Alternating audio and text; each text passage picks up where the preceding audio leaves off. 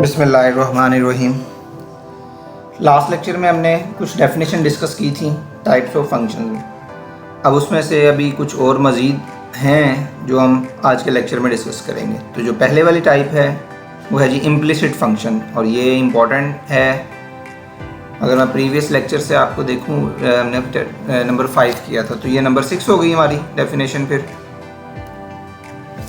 इसको रेस कर लेते हैं यहाँ से। ठीक है जी, नंबर 6 क्या है जी? Implicit function. पेपर में ये क्वेश्चन आता होता है, define implicit function.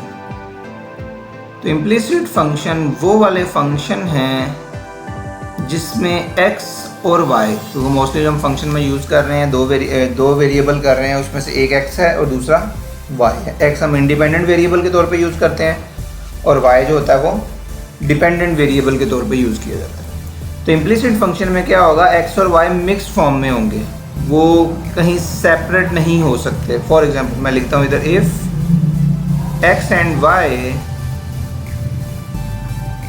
Are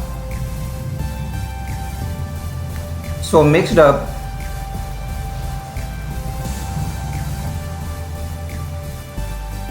and y cannot be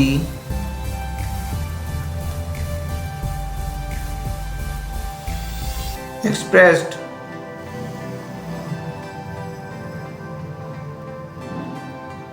in terms of the independent variable, in terms of the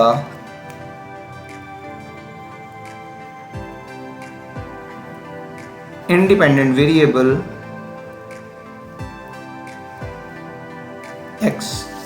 मतलब x और y मिक्स फॉर्म में हो गए, और y जो है आप उसको सेपरेट नहीं कर सकते कि y सिर्फ और सिर्फ x के इक्वल आ जाए।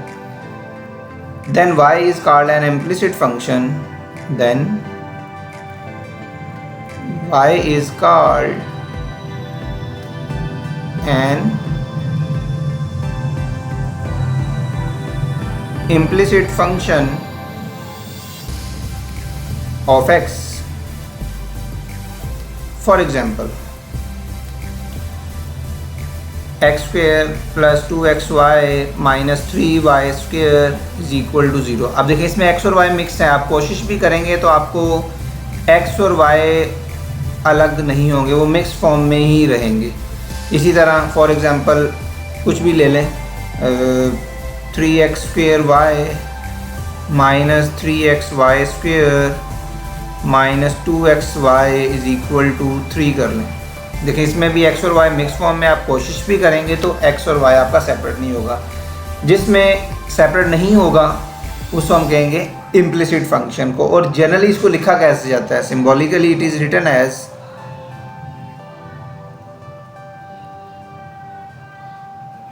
Symbolically it is written as, मतलब ये इसकी जनरल फॉर्म है, वो आपको याद होनी चाहिए। ये एमसीक्यू में पूछी जा सकती है। वो क्या है जी? F of X Y is equal to 0। इसे कहते हैं इम्प्लिसिट फंक्शन। इसी तरह एक फंक्शन होता है एक्सप्लिसिट फंक्शन। तो एक्सप्लिसिट फंक्शन में क्या होगा, जिसमें एक्स और वाई क्या होंगे, अलग अलग किए जा सकते हैं। मतलब y को हम y को हम इन टर्म्स ऑफ x लिखे जा सकते हैं, तो वो भी डेफिनेशन साथ इधर लिख लेते हैं। Number 7, explicit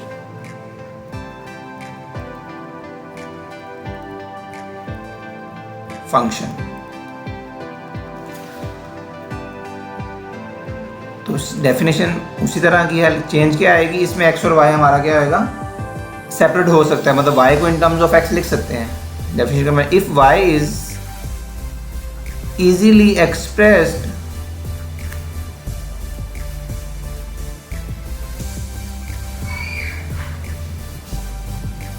in terms of independent variable x,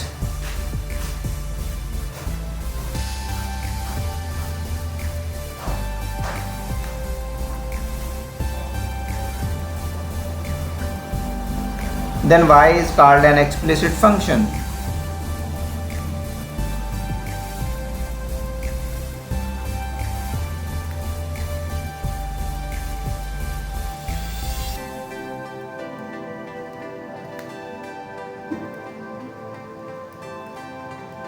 for example अब इसमें x और y आपका सेपरेट हो सकता है, कुछ भी लिख लें।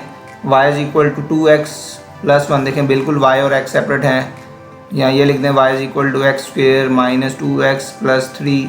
इस टाइप के कोई भी फंक्शन है, किसी और तरह के भी हो सकते हैं, फ्रैक्शन में हो सकते हैं, 1/x माइनस 1 आ जाए, स्क्वेयर रूट में भी हो सकते हैं। तो इसको जो लिखते हैं हम जनरल फॉर्म जो है symbolically,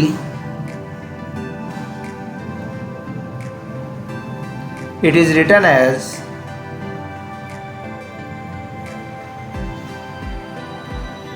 y is equal to f of x। ठीक है, इसमें f of x y is equal to 0, इसमें क्या होएगा y is equal to x और x। और इन शॉर्ट जिसमें आप सेपरेट कर सकते हैं उसको हम कहते हैं जी एक्सप्लिसिट फंक्शन, और जिसमें सेपरेट नहीं कर सकते x और y को वो होगा इम्प्लिसिट फंक्शन। नेक्स्ट जो टाइप है वो आपके पास है जी पैरामीट्रिक फंक्शन। अच्छा, ये सारी डेफिनेशन मैं आपको बता रहा हूँ, ये आपको याद भी करनी है क्योंकि एग्ज़ाम में ये पेपर में क्वेश्चन पूछा जाता है। तो पैरामीट्रिक फंक्शंस,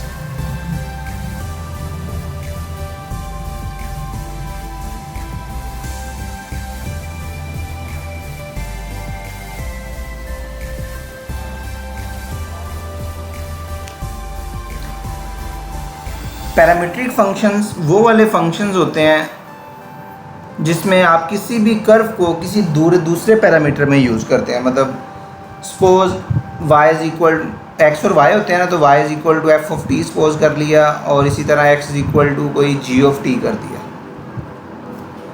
ठीक है, तो इस तरह x और y को सेपरेट किसी t पैरामीटर से, थीटा पैरामीटर से कुछ भी यूज़ कर सकते हैं आप। ठीक है, तो फंक्शन की जो एग्जांपल्स दी हुई हैं, डेफिनेशन आप बुक से देखिएगा, वो क्या है जी। पहला for example x is equal to 80 square और y इज इक्वल टू 280। देखें x की भी इन टर्म्स ऑफ t है और y भी इन टर्म्स ऑफ t है, तो ये पैरामीट्रिक इक्वेशन है। ठीक है, इसी तरह और भी हैं, सेकंड वाली टाइप अगर लिखें तो वो है x is equal to a cos of t और y is equal to a sin of t। अच्छा, वैसे इनके नाम भी हैं, ये वाली जो पैरामीट्रिक इक्वेशन है x इक्वल टू 80 स्क्वेयर या y इज इक्वल टू 280 या सिंपल 80 या कोई भी नंबर इधर मल्टीप्लाई हो सकता है। तो ये एक्चुअली पैरामीट्रिक इक्वेशन है पैराबोला की। ये आप चैप्टर 6 में जाके हम डिटेल में इसको पढ़ेंगे। वैसे एक्सरसाइज 1.1 में भी जब करेंगे उसमें एक क्वेश्चन है। ठीक है, इसी तरह दो और हैं। तीसरे वाली कौन सी है जी, वो भी लिख देता हूँ। x is equal to a cos theta and y is equal to b sine of theta. ये वाली पैरामीट्रिक इक्वेशन आपकी एलिप्स की है। और number 4 x equal to a second of theta and y is equal to b a tan of theta. ये भी आपकी parametric equation जो है, इसमें भी b कर लें, b टेन थीटा। तो ये वाली जो पैरामीट्रिक इक्वेशन है ये हमारी हाइपरबोला की है। ये हम एक्सरसाइज में भी हम फर्दर डिटेल में डिस्कस कर लेंगे। ठीक है, next number 9, very important definition, even function and odd function. तो क्योंकि इसके एक्सरसाइज में से क्वेश्चन भी हैं, लास्ट वाला क्वेश्चन 1.1 का, और डेफिनेशन भी एग्ज़ाम में अक्सर आती है कि डिफाइन इवन फंक्शन या ऑड फंक्शन। तो इवन फंक्शन क्या होता है, बड़ा सिंपल सा एक्सप्रेशन है इसका। A function f is said to be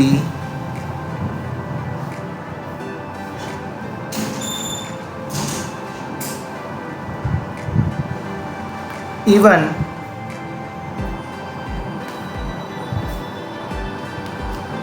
if f of minus x is equal to f of x। ये वाला एक्सप्रेशन हमें याद करना है। f of minus x is equal to f of x for every number, for every number x in the domain of f, जो domain में है, in the domain of f।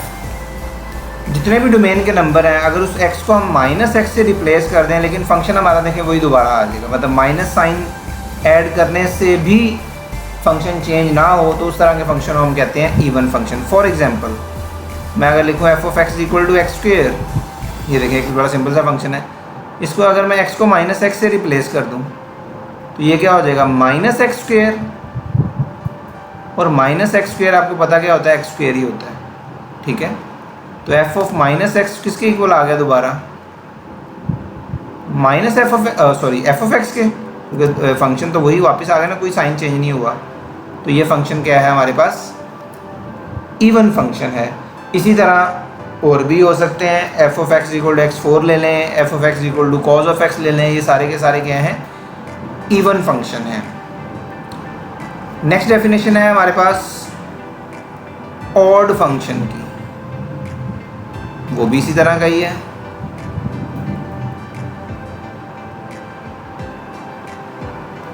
Odd function क्या है, a function F is said to be odd, हाँ function f is said to be odd if f of minus x is equal to minus f of x, मतलब आपने minus sign put किया लेकिन minus sign बाहर आ गया, तो वो function क्या होगा, ऑड फंक्शन होगा। और वो जाहिर सी बात है, for every number x in the domain, domain के अंदर वाले जितने भी नंबर हैं। इसके लिए मैं एग्जांपल लिख देता हूँ। सपोज f ऑफ x हमारे पास क्या है, x क्यूब है, तो जब इसमें f ऑफ x को माइनस एक्स पुट करेंगे तो ये क्या बन जाएगा, माइनस एक्स क्यूब। तो माइनस एक्स क्यूब क्या है, माइनस एफ ऑफ एक्स के इक्वल नहीं हो गया, तो ये फंक्शन हमारे पास क्या हो जाएगा, ऑड फंक्शन, ठीक है। तो इस तरह हमारे टाइप्स ऑफ फंक्शन जो हैं ये हमारे कंप्लीट हो गए हैं। इंशाल्लाह नेक्स्ट लेक्चर में हम एक्सरसाइज 1.1 स्टार्ट करेंगे, जिसमें ये सारी की सारी डेफिनेशन आपको यूज़ होंगी। तो नेक्स्ट लेक्चर तक आपने क्या करना है, ये सारी डेफिनेशंस को रिवाइज कर लेना है